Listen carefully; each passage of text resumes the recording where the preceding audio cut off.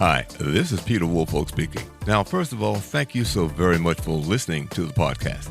Now, I am very excited to let you know that the podcast is now available on Amazon Alexa. You know the drill. Simply say, Alexa, play Public Relations Review Podcast, and she'll take it from there.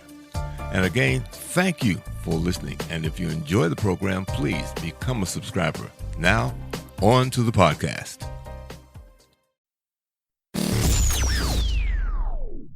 Welcome.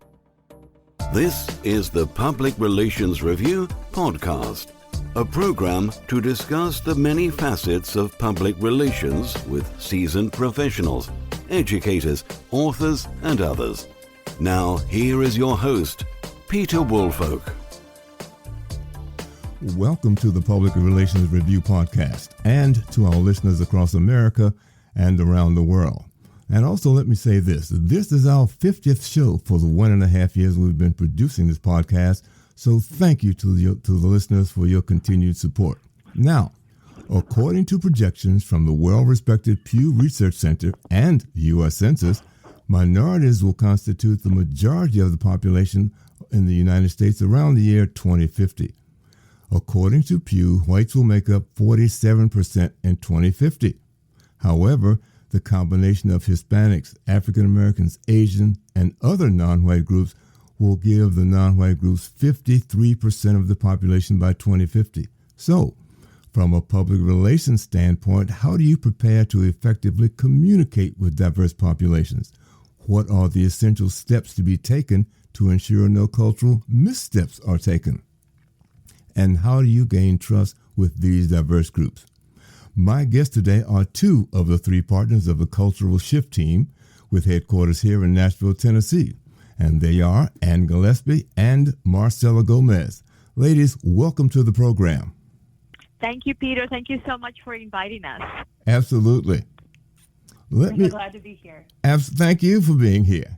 So let me start off with the question, how do organizations begin to effectively communicate and penetrate diverse groups?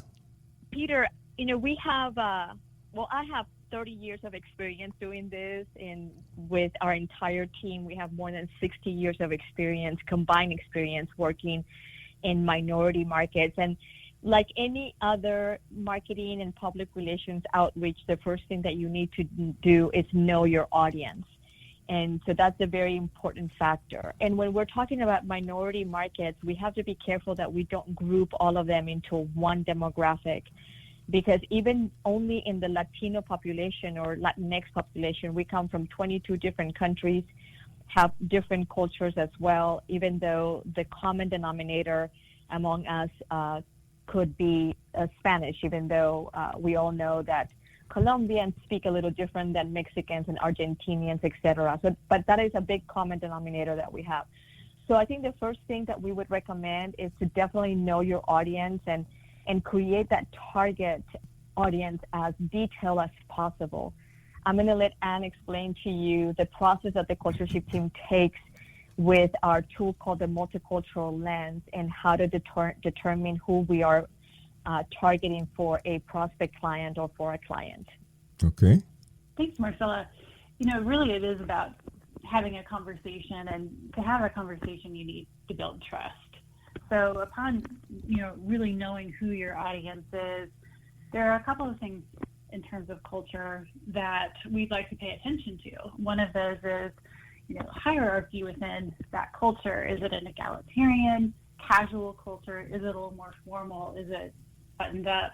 And who are the leaders? Who are the voices that have influence with that audience? I think that's a good place to get started.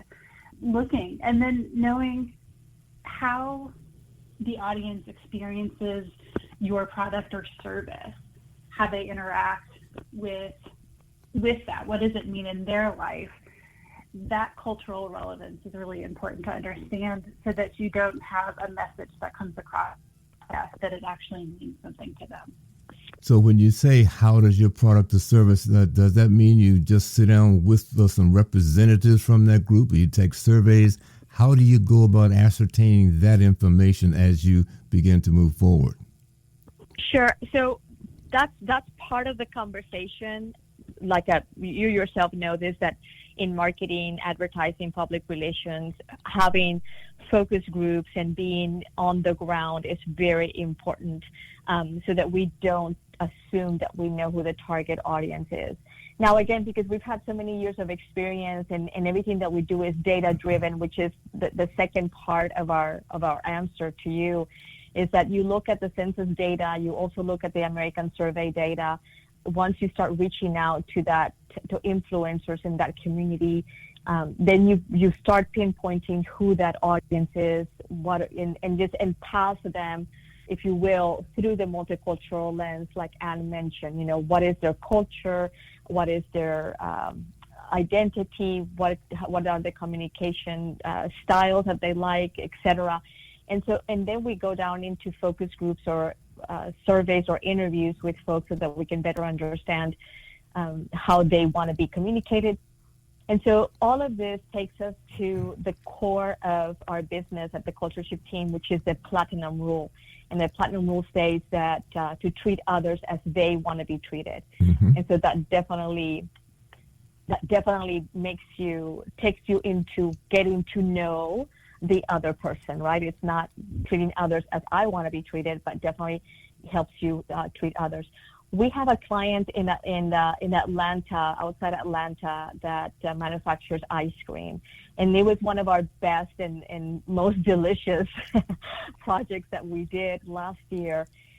They are an American-owned company that produces ice cream, and they started producing ice cream for the Latino market, but they specifically selected flavors and the name of the product and the image of the product, their logo and everything for that particular brand was very Mexican driven. And so when they came to us, they had already created everything, and they just wanted to make sure that they were on the right track. And so we needed to, they did not want to change anything, which was fine, but we guide them into the understanding that their brand, the flavors, the colors, etc., the name of the product was only directed or only known in the Mexican population. Mm-hmm. And of course, people who Epicureans that would, have been traveling also to Mexico and want to relate more with that culture, but predominantly it was the whole project and the whole idea that they produced was directed to that population. And so we walked them through that process of saying, if you ever wanted to open the market in Miami, the Latino market in Miami, that brand and the majority of those flavors are not going to go well in the Miami market. Mm-hmm. So that's how, just understanding that when you say, how do you reach minorities, there's a group within a group within a group within a group, right? Mm-hmm. And so understanding that is very important. So it was really interesting with those two markets, the Epicurean and the Mexican American market, two very different approaches, even for the same product. So with the Mexican American, it was honor and tradition and heritage and remembering, being in your grandmother's kitchen. For the Epicurean, it was more challenge, adventure, casual, fun, two very different tones. Mm-hmm. How about smaller groups? And just say for sake of argument or discussion, let's maybe a Filipino group that someone says we'd like to approach the Filipinos in our particular area. How do you identify somebody to help lead you or get you involved with that group to start that process? Sure. So what we do, and we have worked with smaller demographic groups as well in the U.S. We've been working with the Takata airbag recall for almost 2.5 years already, and still doing that process of letting people know about the danger of having a recall airbag in their vehicle. And in South Florida, one of the demographics was or is the Haitian population, and then in Houston is the Vietnamese population. Mm-hmm. And so our approach is to first make a list of community partners, community organizations like chambers of commerce, nonprofit organizations that serve that community, churches, media outlets as well. And then we start establishing relationships with them. It is very important that you don't go in demanding something or asking them to work for free for you.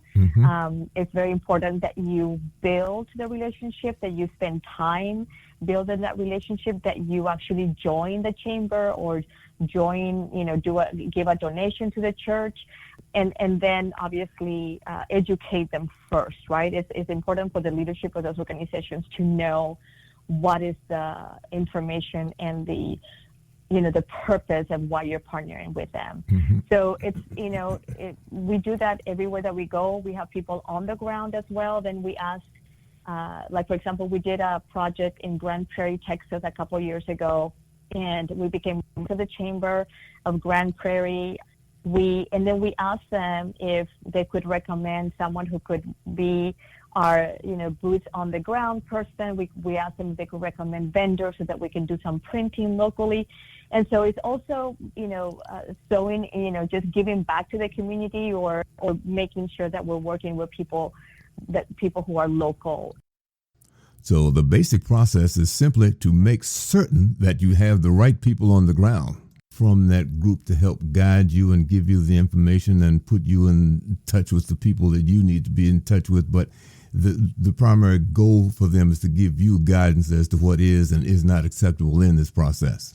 Yes, and I'm going to ask Anne to talk about how that also builds trust between you and the community. Okay. Annie?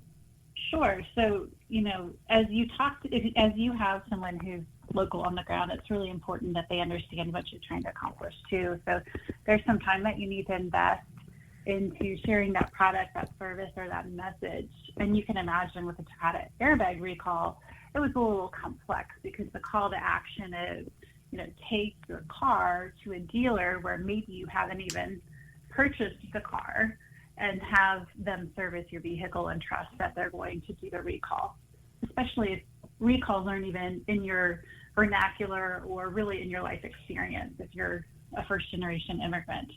And so building trust, as Marcella said, doing business with local vendors for printing, that sends a message through your actions about the relationship and why it's important to you. And it's one of those cultural filters that Marcella mentioned through our cultural lens is relationships. Are you a transactional person or are you a relationship person? What's your work style? And we find a lot of our cultures are relationship based. And so we know that we have to make those deposits, build those relationships before we can ask or get down to business on the exchange. And so having that infrastructure in the community is really key. Doing business, you're going to get insights from our vendors too, asking questions from the small business that printed our pop-up banners. Who else should we be talking to? Help us get another radio interview. Well, I think that's very interesting to hear. How do you, when you say get a radio interview, suppose there is a language barrier. Is there someone you have there to translate things for you? We do it all ourselves in-house, and that's the benefit of working with the cultureship team is that we are able to do, when we are reaching out to the Latino community, Spanish-speaking community, then we do it all ourselves. We now we're going to start a project in California that has a large population of Chinese demographic. And so we actually hired an intern right now that is helping us with marketing research, public relations, and language preference so that we can go out to that market. So we are very careful about who we partner with and who we bring into our team because we understand that it's not the biggest barrier that we encounter, and even someone like myself who is foreign born and has lived in the U.S. for a while, it's not only language but culture. So we definitely want to make sure that the people who we hire to work with us to reach out to different communities understands are either part of the culture, for sure, that would be like the number one, or someone who has lived in that culture for a while and understands it and also knows the language. One of the things, for example, that we are currently working on as we go into California to work on the Takata airbag recall is that we are translating everything and doing everything in the traditional Chinese and simplified Chinese. And that's something that I would not have known 3 months ago, that we had to do that.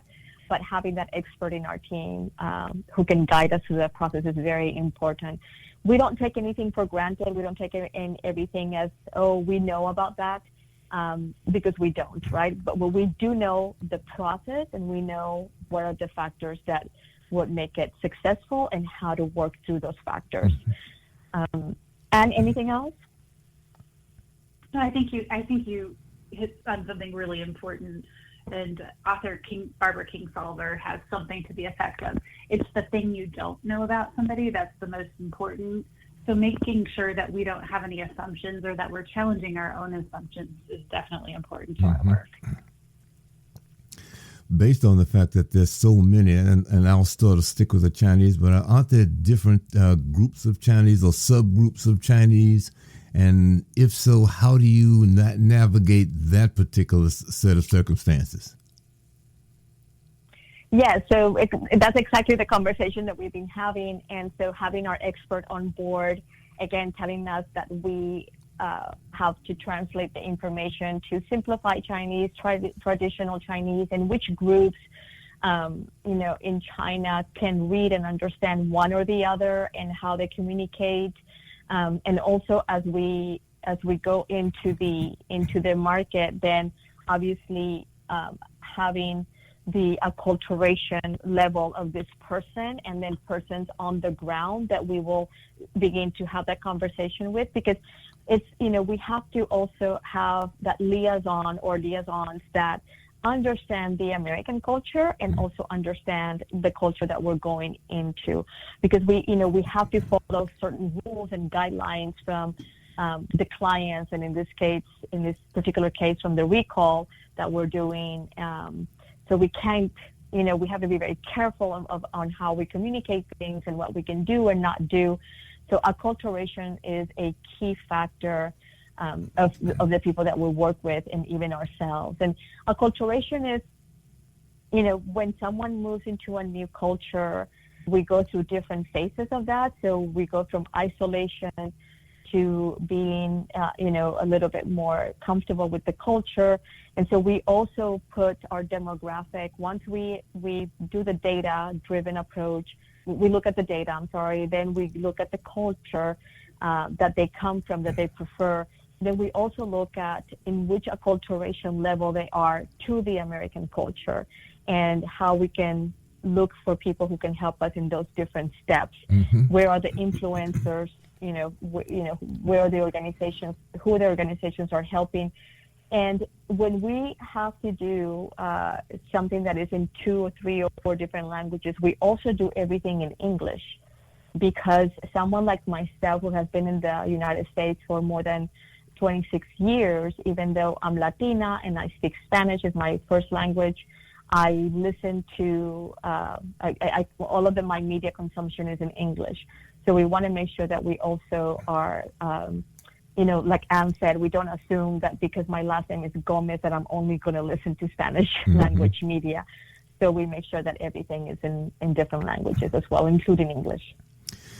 Just out of curiosity, what has perhaps been the most difficult means of communication that you have run through or run into? And I ask that question because when I think of communications, I'm thinking newspapers, radio, TV, and perhaps the internet. Have you run across something that's been completely different and foreign to you in terms of reaching a particular foreign group? That's actually our specialty, Peter. We're also always reaching out to the hardest to reach your demographic. And so, yeah, and so you're right. It's not, that's why we have to be on the ground, because when you're sitting in your office, whether it's Nashville, New York, or Miami, you can't really know what's happening on the ground. You can make assumptions, but when we go into these communities, some of them don't open their email for a week or 2 weeks, right? And we're talking in the United States. We're not talking outside, because that's a whole different monster. But for example, in the majority of the minority foreign markets like the Latinos and the Haitians and, some of the Vietnamese that we have worked with, they only communicate via this app called WhatsApp. And they do business through WhatsApp, and so you see all this. So we had to, when we started the Takata Airbag Recall campaign, we created some of our video messaging in 10 and 15 second videos that would be able to be shared via WhatsApp. And so that's something that is not very common in the U.S. market, but definitely making sure that we understood what the market was doing. And a lot of it is also being on the ground, going to the churches. Not everybody's on Facebook, not everybody's on Instagram. I'm not on TikTok, so how do we get to everyone? And so that's why we use also the English language, because as you know, in the majority of the minority markets, people live in combined households generation, where you have the teenager, then you have the parents, and you have the grandparents, or maybe you have a great uncle or aunt who lives there. So it's very important to us that we reach everyone in the family. I'll add to that. One thing that was really eye-opening for me during the Takata Airbag campaign was really understanding the scope or the limits of social media, and how you can have a conversation with a Spanish-speaking community, but at a certain point when it's time to take action, we had to really rely on our community ambassadors who were there at our 1-800 number, our toll-free number, so that the person who was going to take action had a trusted individual on our end that they could count on to get information. So it was great that the social media got us so far, but at that point where it came to take action, we had to switch and make sure that we were being extremely relational and really supporting the actions that the vehicle owners were taking. Well, this has been very, very enlightening. And I'm just wondering, let's say as we begin to wrap this up, if you have any sort of closing comments or advice for our listeners who may be in this position that they need to penetrate some non-diverse markets wherever they happen to be. Sure, I'll start and then we'll go to Anne. But I think the first thing that I would say is that it is, just to remind everyone, that it is the year 2020, and that if reaching out and having as part of your entire company strategy, plan reaching out to diverse communities, then you're going to be out of the game in 10, 15 years. Just by the census data alone, if we just talk here in Nashville, Tennessee, I know that your podcast goes everywhere in the world, but when we look at Nashville, Tennessee, we know that in about 10 years, the Latino population is going to be about 32% of the population. And so we continue to grow and increase. And number one, if you're not considering any other minority market, not even the Latino population, you definitely need to do that just by the numbers alone. Secondly is, don't be afraid of the market. Just because you don't know how to do it doesn't mean that you cannot reach out to someone who can help you with it. But don't make any assumptions. And definitely the things that I think you, Peter, and I, who have worked in other, have partnered before for different campaigns as well, is to make sure that people vet their partners and just don't hire someone who only speaks Spanish, or someone who lived in Mexico for 2 years. At the beginning, when we started our business, my biggest competitor was someone who had taken Spanish in high school, and so companies would hire that person to translate their marketing pieces, and we've known a lot of faux pas because of that, including the Got Milk campaign, which was translated into "Are you lactating?" when they did it in Spanish. And so just make sure you vet your partners, and make sure that your partners have a marketing background and a marketing degree at least, so that they know what they're doing. But don't be afraid of reaching out and looking for other opportunities in minority markets. Annie? Yeah, I would just add that, the best time to plant a tree is 100 years ago. So I think companies in the U.S. have this instant gratification mindset, and they've got to do the investing in their communication infrastructures in the community. It's not volunteering. It's not a throwaway activity. It's going to be more and more critical every day moving forward. Mm-hmm. Well, ladies, thank you so very, very much. Again, my guests today have been Marcela Gomez and Ann Gillespie, members of the Culture Shift team.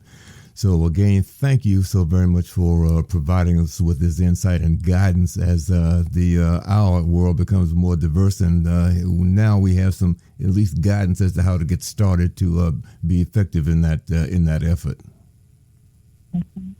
Thank you, Peter. Thank you. Great. And to my listeners, thank you again. And please stay tuned and join us for the very next edition of the Public Relations Review.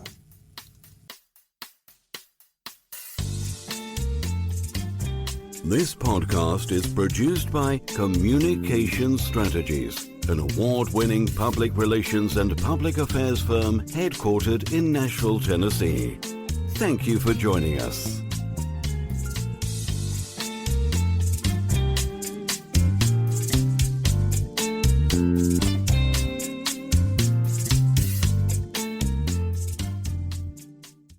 Hello, this is Peter Woolfolk. First, let me say thank you so much for being a listener.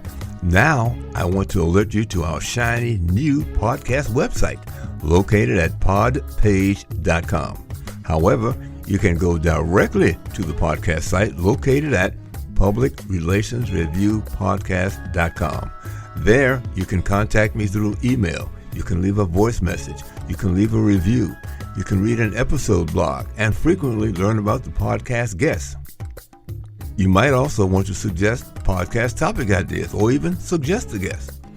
You can also let me know if you would like to receive our podcast listener logo that you can post on your social media. So I look forward to hearing from you about our new podcast website. Thank you so much for listening to the Public Relations Review podcast, and have a great day.